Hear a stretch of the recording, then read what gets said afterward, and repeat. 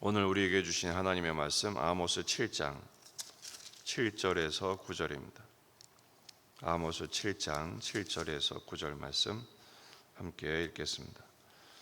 또 내게 보이신 것이 이러하니라. 다림줄을 가지고 쌓은 담 곁에 주께서 손에 다림줄을 잡고 서셨더니 여호와께서 내게 이르시되 아모스야, 내가 무엇을 보느냐?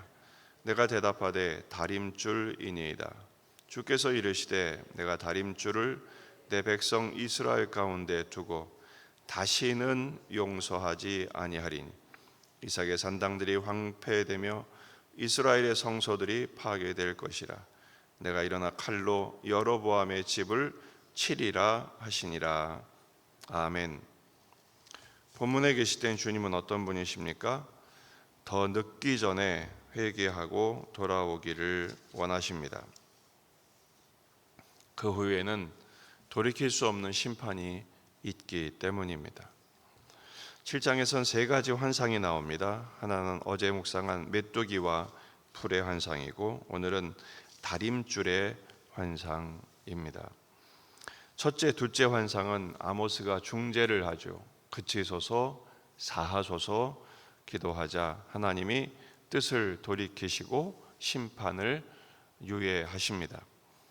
하지만 오늘 세 번째 환상은 좀 다릅니다. 아모스가 더 이상 중재하지 않고 하나님은 용서하지 않겠다고 선언하십니다. 세 번째 환상은 다림줄의 환상이죠. 다림줄을 가지고 쌓은 담 곁에서 주님이 손에 다림줄을 잡고 서십니다. 이 다림줄은 건축할 때 수직을 잡기 위해서 금속 줄을 달아서 이렇게 수직의 기준이 벽이 잘 곧게 세워졌는지를 확인하는 측정 도구입니다.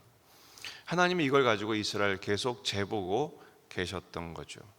하나님이 질문합니다. 무엇을 보느냐? 다림줄입니다. 그래서 하나님께서 말씀하시죠. 8절 하반절, 주께서 이르시되 내가 다림줄을 내 백성 이스라엘 가운데 두고 다시는 용서하지 않겠다. 왜 그렇습니까? 두 번이나 돌이키셨지만 이스라엘은 회개하지 않았기 때문입니다.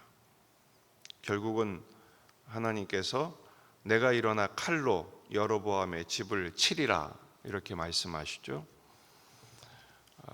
BC 722년, 오늘 아모스의 환상이 있은 후 38년 후에 결국 북이스라엘은 아수르에게 완전히 패망하게 됩니다.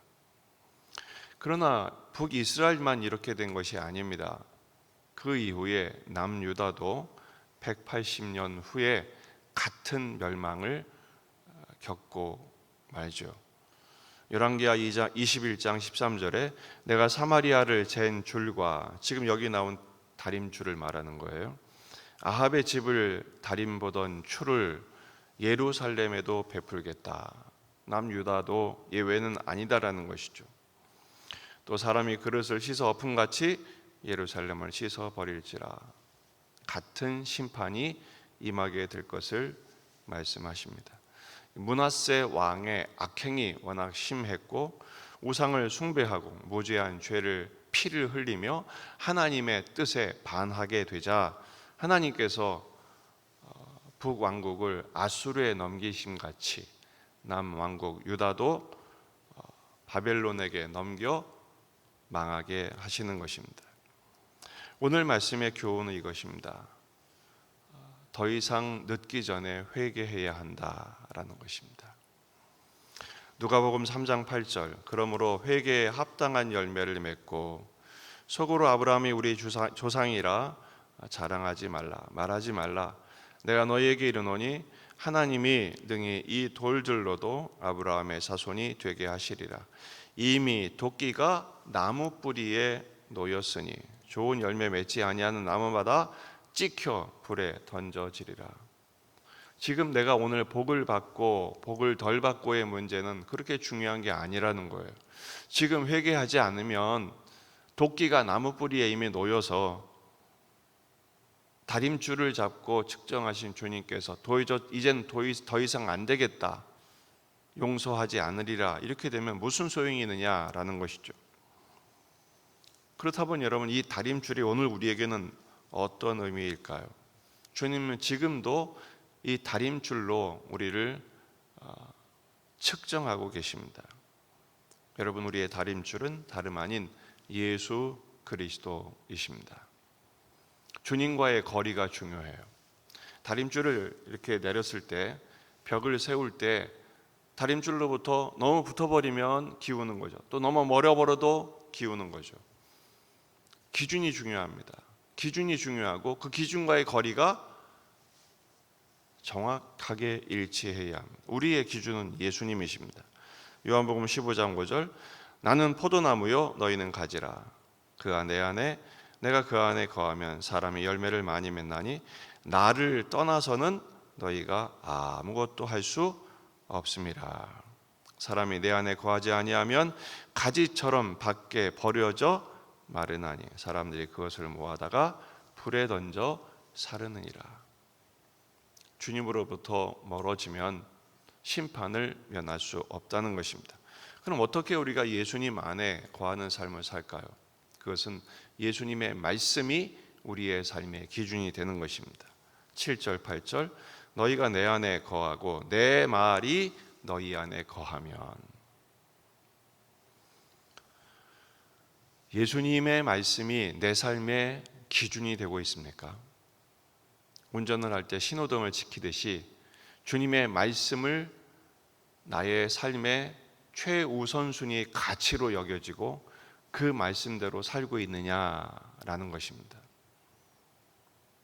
우리는 중요한 사람, 무서운 사람의 말은 칼같이 지킵니다. 하지만 대수롭지 않게 여기는 사람의 말은 귓등으로 돌고 말죠. 여러분, 오늘 우리에게 예수님께서 주시는 말씀은 무엇일까요? 각 사람에게 상황과 형편과 수준이 다르기 때문에 우리 주님이 각 사람에게 그 상황과 형편과 수준에 맞게 오늘도 말씀하실 것입니다.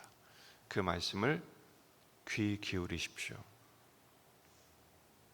요즘 우리가 수요일 저녁에는 사무엘서를 묵상합니다. 엘리는 눈이 어두웠어요. 나이가 많아서가 아니라 하나님의 말씀을 보는 눈이 닫혀버린 것입니다. 하지만 사무엘은 하나님의 전에 누우면서 하나님의 음성을 듣습니다. 여러분, 이 새벽이 주님의 음성을 듣는 시간이 되기를 주의 이름으로 축원합니다. 더 이상 늦기 전에. 요즘 세상이요 참 많이 바쁩니다. 요즘 세상이요 참 많이 할 게 많습니다. 여기저기 다닐 때도 많고 할 일도 많고 바쁘게 만듭니다. 가고 싶은 데도 많고 해야 할 일도 많고 먹고 싶은 것도 많고, 거기에 빠지다가 결국 노아의 때처럼 롯의 때처럼 심판을 면할 수가 없는 것입니다. 매 주일마다 온전한 예배를 드림으로 한 주간의 기준을 삼듯이 오늘 새벽이 오늘 주시는 말씀으로 오늘 하루의 기준을 삼게 하는 것처럼 매일 매 순간이 예수 그리스도가 나의 기준이 되고 예수님 안에서 나는 죽고 예수님 안에서 다시 예수로 사는 삶을 살기로 작정하는 것입니다. 그렇게 예수의 성전으로 지어져 가는 것이죠. 다림줄은 건축 도구라고 그랬어요. 우리가 지어져야 합니다. 예수님의 성전으로 지어져야 합니다. 예수님이 내 안에서 오늘도 예수님의 마음, 예수님의 뜻, 예수님의 생각, 예수님의 비전으로 온전히 채워져서 나는 없고 오직 예수로 거듭나는, 그래서 주 예수와 동행하는 천국의 삶, 영광의 삶을 누리는 저와 여러분이 되기를 주의 이름으로 축원합니다. 기도하시겠습니다. 말씀을 붙들고 우리 자신과 가정과 교회와 이 지역의 복음화, 민족의 복음화, 세계 복음화를 위해서 기도하십시다. 환우들과 군에 있는 아들들을 위해서 여러분 가져온 기도 제목들을 가지고 전쟁이 멈추도록 나라를 위해서도 기도하십시다. 다 같이 기도하겠습니다.